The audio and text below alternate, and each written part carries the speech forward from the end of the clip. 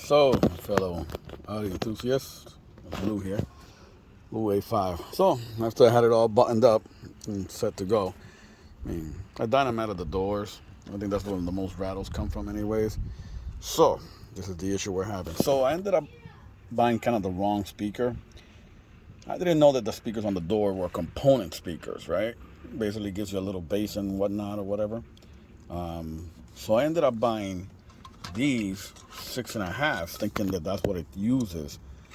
That's what it says on most guys. It says 6.5s, but these are dual coaxial speakers, right? They're the same brand, Kicker, CS, but it's a dual 6.5 inch, and this is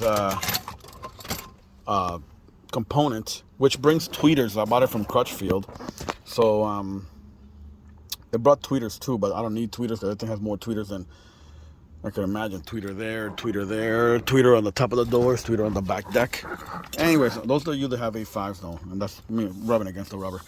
So these are the ones I got. They're 6 by 3.25 inch speakers, and I ended up using the mount that they sent me from Crutchfield. I did tap into the car, into the body of the car, but I put some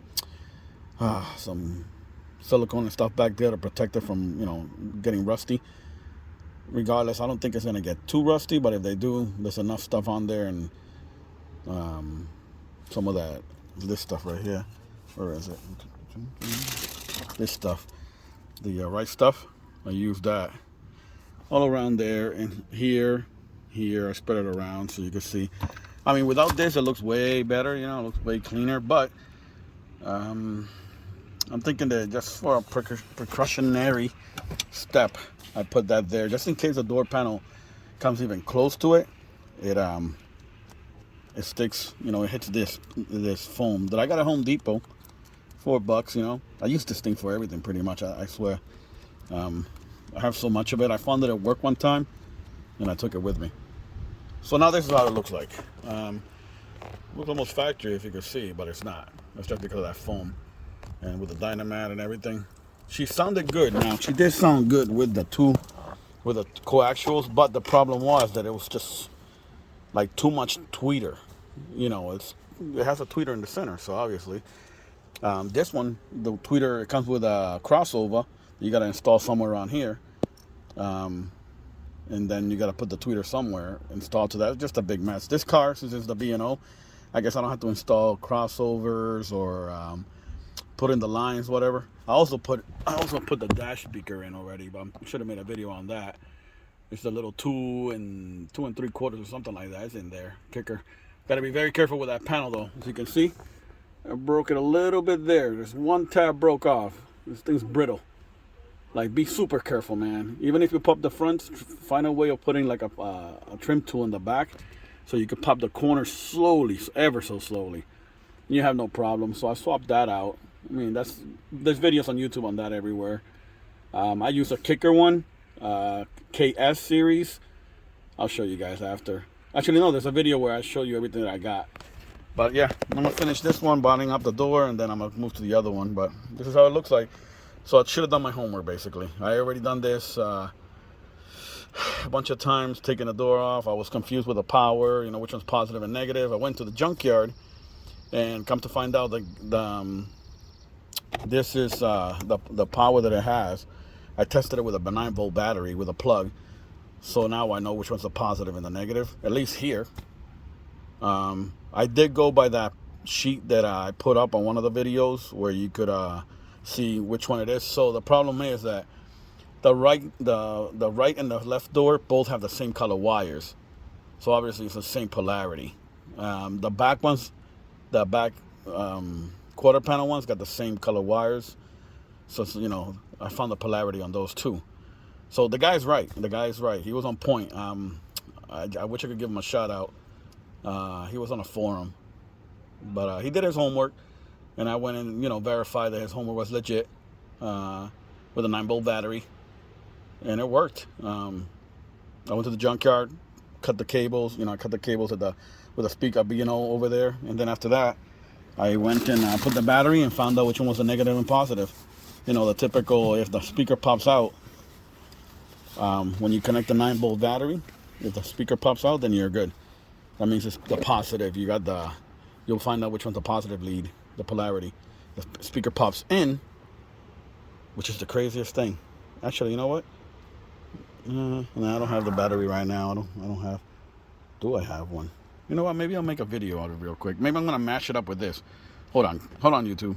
Hold on, my A5ers or Audi enthusiasts. Un momento.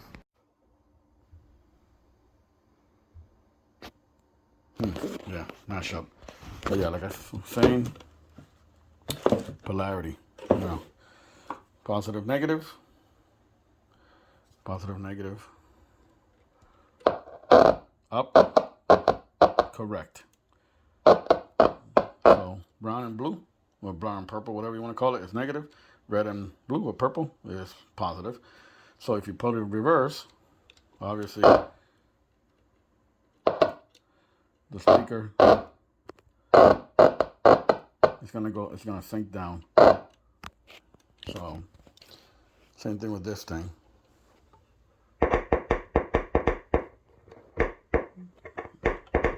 Up, that's the correct polarity. Down, goes down. So there you go. All right, and like I said, I got tons of clips. Got all these clips right here. One that's been popped, one that hasn't been popped. Well, I re-popped them, but that's what I'd be collecting from the junkyard pretty much.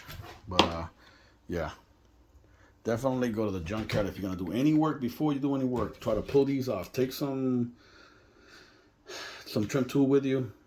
If you pull the door fast enough with even force, they should pop out all even.